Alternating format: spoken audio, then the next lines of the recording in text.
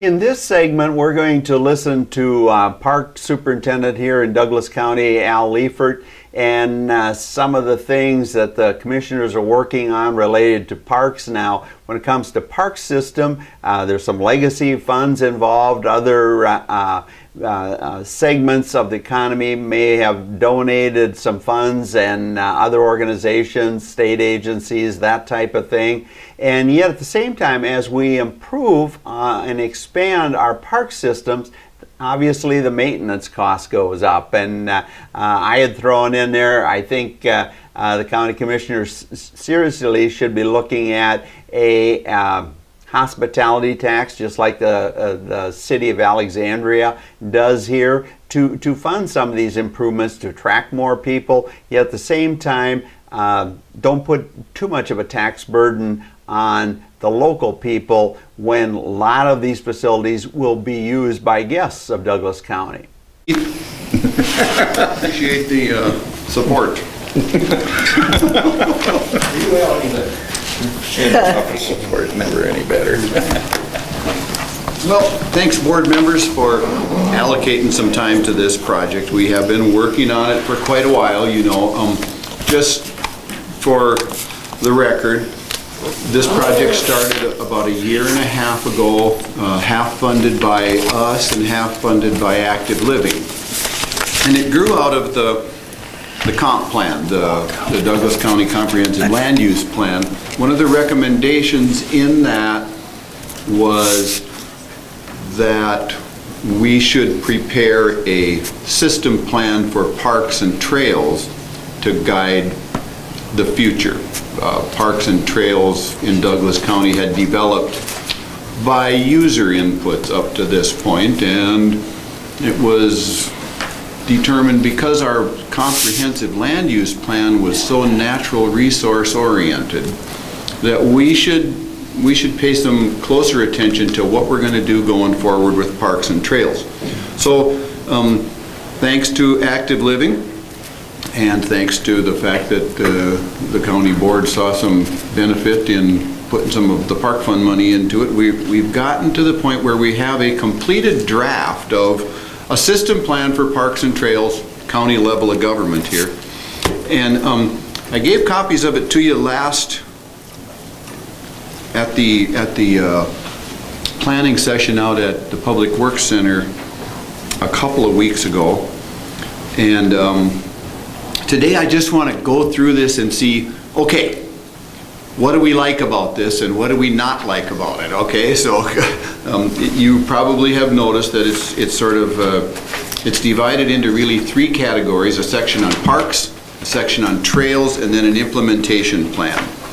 And I think to get started, I want to do, of course, I want to change everything. So if that would be okay. No, not really. I want to change everything. But there is an addition that I'm going to give to you right now. It's one of the edits.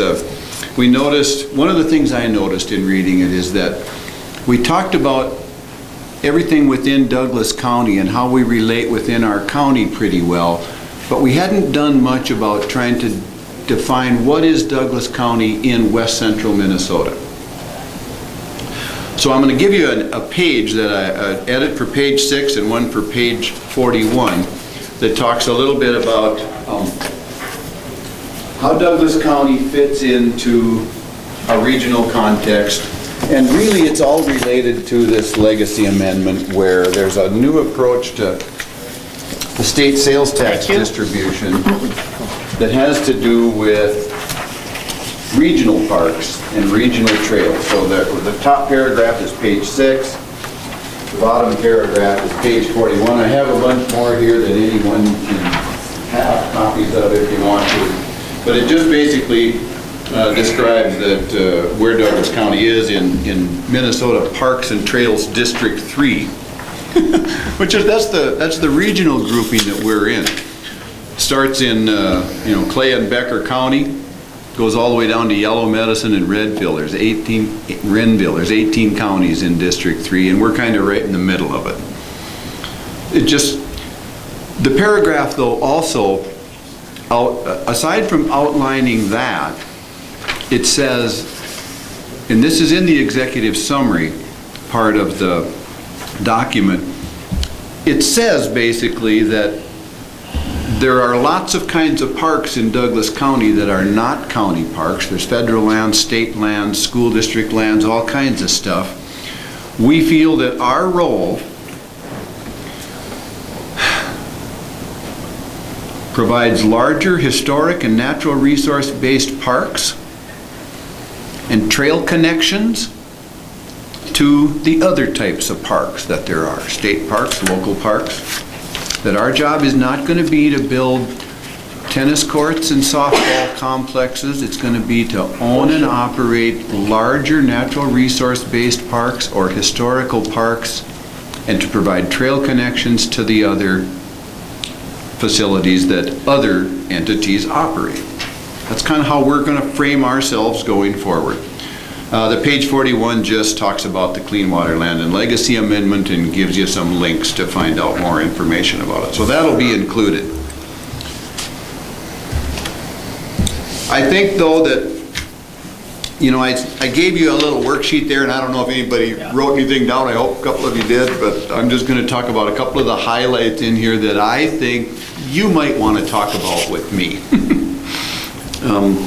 In parks, and it's on page 25, the highlights, the thrust of this document says that what we're going to try and do is put more things to do in the parks that we currently own. That's what people told us. We wish there was more to do out there. It's kind of interesting because we've learned through experience that that's actually true. A park with no facilities in it will get very little use. That we should advertise more. People, we've never really done that, but people have said that we should know more about how to get there, and that one of the ways to do that is by partnering with groups like Public Health, the YMCA, the school districts, community education, those sorts of things, to run programming out in parks. That would be brand new for Douglas County. We have really never done that. And then in the trails section, I think there's 3 things in there that strike me as brand new. The plan recommends a paved shoulder policy. It also acknowledges for the first time water trails in Douglas County. There's a state program for it, but we have never had any here. So water trails, river trails. And then a new approach to wayfinding, and it's all kind of driven by the Central Lakes Trail. There's this backbone trail that runs through Douglas County, but how do you find your way around? So, wayfinding. That's kind of the big picture of what this document is all about. And, you know, I am interested in your reaction to it, though. And so, if you don't mind, what I'd like to do is really just listen to each of your reactions to it and ask me questions so that I have some idea of, are we in a place where we can recommend this document for adoption? The steps that are left to do are to adopt this, and if we adopt it, then the Public Works Department will move forward with the recommendations in here. Systematically over the next several years, we will begin to implement the ideas that are in here. That'll be the focus of our planning and our spending going forward. So, since we're not having chairman and members, just all open. Jim Stratton's pointing at me, Commissioner Stratton. Did we incorporate those ideas then into our document, the ones about bringing programs into our parks, and are they in there? Yes. Okay, I don't remember reading that. So. Yeah, on page 25, it sort of lists those are things that came from page 25. All right. So they are part of the plan. Well, and I think, Al, as you say, the suggestions of the programming, I think is fantastic. Do you? And also to work with some of these other entities, like you say, part of the active living community and whatever. And again, just to advertise about our parks, there are a heck of a lot of people don't know about some of our parks. I think that's outstanding. And that can be done I think a lot of it can be done without much cost to the county, but civic groups and We've got parks Schools. out there that, I bet you, some people haven't even visited. Out at Spring Hill out there. Spruce Hill. Spruce Hill. Everybody knows Spruce Spring Hill. Hill Oh, is in yeah, Stearns County. right. Cal- No, Runestone it's Park. true. Show of hands, how many have been at See? Spruce Hill? Jim is one. Raise your hand, Jim. Not everybody knows about Spruce Hill, I know. but it's a great resource. Absolutely. Everybody needs to know. Absolutely. The other thing, Alan, I had Our senior been class party questioned was there. is, what kind of cooperation do we expect the county to be trying to do with our township? Because as you know, we've got the township, Carlos Township wants us to help them with the people getting off the river on their river floats in that area that they purchased now. Didn't they purchase with part of the park's money? I don't think they have, but I They know haven't what you're purchased. talking about. So they have space to park, and of course, the DNR has said they can get out of the river over on Highway 29. They don't want to. Most of the people want to go farther on the river, over to the Miltona-Carlos High Road. And of course, we're replacing that bridge next year, right? A year hasn't been identified, but it's the next bridge on the... It's the next bridge on the list. Very narrow, dangerous people parking there. I took a lot of pictures last year. And it's an area there, I don't know to what extent the county then would be helping some of these townships. Dave? Madam Chair, it's possible too, with that replacement project, that we look at incorporating something in, whether steps or ramps or some way of making it easier to enter and exit the river there. Well, that Well, would and it's be, partly the reason that there is some language about water trails in here. Because, your question about how does the county work with this, or what's our obligation to townships here, we probably don't have any obligation, except that the water trail program is a state program that we could become active in, and we might be able to help them solve their own problem by considering that river as a recreation corridor rather than an obstacle to transportation. That's what a bridge is. It's how do we get across? That's all we care about. Well, when you look at the recreation corridor aspects of the riverway, then you can start to, probably solve some of these other problems that just crop up by users. And that's, I think, what happened at Carlos Miltona, is kids started jumping off the bridge because it was fun. well, and then their argument, of course, is that it's not all kids that live in Carlos Township. But we know that, but above all, people that go to the Runestone Park are not all necessarily Douglas County residents. People are coming from all over for any of our parks.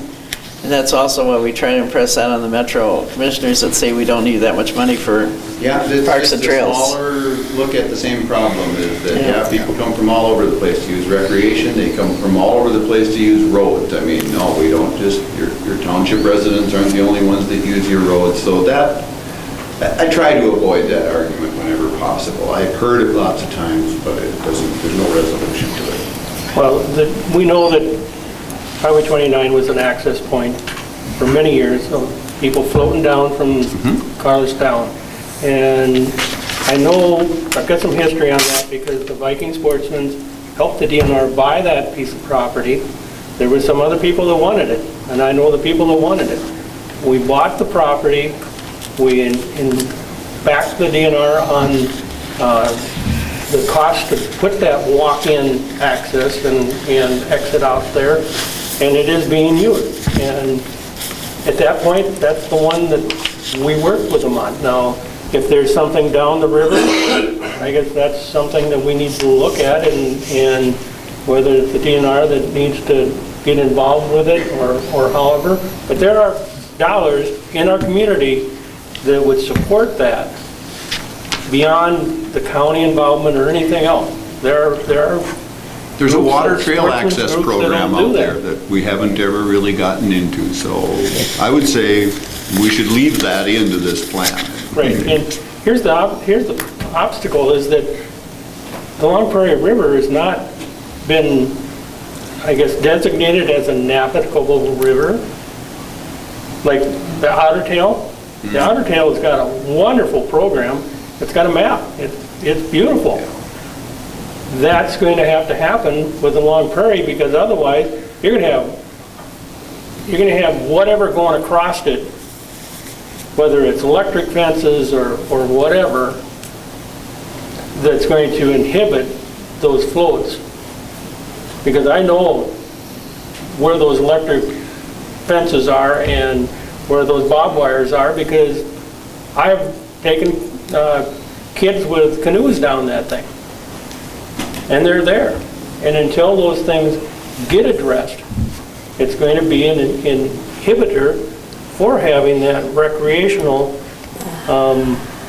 aspect of that river enjoyed. Okay, anyone else have anything on Al's report? And Just appreciate having that done from Al as well. question, if you got a pretty good idea of what we would do, some sort of a time frame on implementing that plan? Oh, it's long range. 20 years? 10 years? Yeah, I think that it would certainly take 10 years to carry out the recommendations. I mean, in the implementation section, just to sort of summarize it quickly, there's some recommendations about Chippewa Park. They'd like to increase camping and stuff up there. That's a 3 or 4 year project, and it's gonna cost some money because it just is. Kirkfeld Park is kind of gonna get pushed forward now, and we may be able to let that operate for a while. Kensington Runestone Park is in a long-range project already, and so I expect that to take another, I really think, at least 5 years to finish Runestone Park, if we're aggressive about it.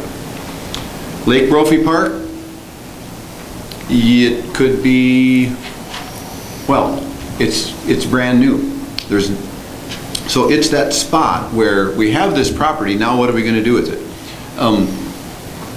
If we were able to get a master plan completed in 2014, financing improvements out there would probably take 3 to 5 years, but how much of that can go forward all at the same time? That's what it gets to be decisions that will be made as time goes forward. Where do we focus things? So there's another 5-year project. Renaming Brophy Park, the current Brophy Park as Brophy Wayside, that doesn't take any time at all, it's just something to do. Spruce Hill Park, we talked about though a little bit, as everybody knows where it is. The truth of it is that park should also have a master plan done for it. It's a very Absolutely. interesting historic site, we got 140 acres up there.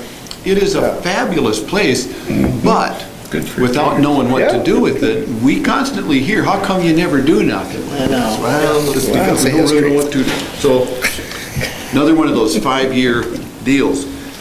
The trails, wayfinding, paved shoulder policy, that's a really long-term project. I mean, the way that would work is that we would say, these are the routes that we want bicyclists to use because they connect Lake Carla State Park to the Central Lakes Trail, or they connect Spruce Hill Park to the network. So as county roads get rebuilt, if there's a road that we think cyclists are going to use, that's where we implement the paved shoulder policy. And it says, 3 feet minimum, 6 is better. It's clear that people feel better having shoulders than without them. And it's clear that to build trails that are separate from roadways, that's not really we can't afford to do it. We can afford to pave shoulders, but we certainly we can't afford to do that. So that's a long-term project. As roads get rebuilt, if they're part of a network that we want to establish, that's when we do that. So I think, to answer your question, Jerry, if we, 20 years from now, looked at this and said, well, that's all done, that'd be pretty remarkable. That's what I think. Well, I think it's ongoing. 20 years. Well, It's going to be revised. What I'm wondering is, if we're going to implement some of these plans, if we're going to start doing these things, how much are you going to come to the board budget season and ask us to levy for that? I think that I'm going to. in a year? You'd have to do it, we can't do, it all in 1 year. I'm just wondering, I think it's reasonable to think that what we did this year, we should continue doing for the next 5 years. And that is, we finance the operations of parks and trails as we have been. And in this year, we have $200,000 in the budget that's used for projects. We're coupling that up with state money and federal money whenever we can. But without that local share handy for us, we're handicapped in being able to do it. The cost of master plans, $40,000 to $70,000 per park probably. So that, I think that it's important that you think about continuing to invest general levy dollars in the implementation of this plan. This year was $200,000. I certainly would recommend continuing that. All right, well, we have a lot of folks to listen to. Yes, sir? Yes, I was wondering if the Parks Department or the county board would ever consider having a county-wide hospitality tax, just like the city of Alexandria does.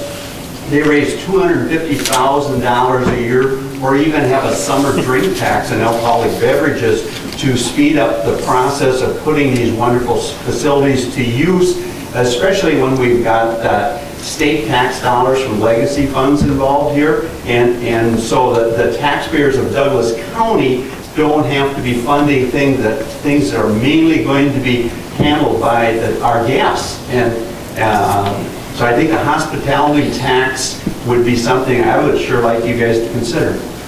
Thank you. Al, anything further from your department, Mr. Robley? Yeah. No, I'm mostly interested in your reaction to the thing. I mean, what do you think about this? Well, I think as well. and the one thing is, if we put in $200,000 a year, it's also going to increase the lawnmowers and equipment and labor. You can't start building parks without having more maintenance on them. I mean, it's going to cost more to run them. So, I mean, that's just a cost that gets built into, that's not the $200,000. The more facility, the more maintenance there is. Yep, and it goes on forever. Yep. The more infrastructure, the more maintenance, Yep. the more cost. And that's not something that when It has we to be get part of it. hard times, that we can just pull it out of there. That your governor put in. Yeah, we I was with him have talked on that. about that over the years as being that $150,000 worth of investment in facilities can translate into $10,000 a year in maintenance costs pretty easy. I mean, it's kind of one thing, it's definitely worth thinking about. And, we just got that number by observation that, when we rebuilt Kurtfeld Park the last time, suddenly use went up and we had to spend more time out there. And you can see how that goes. And it's true.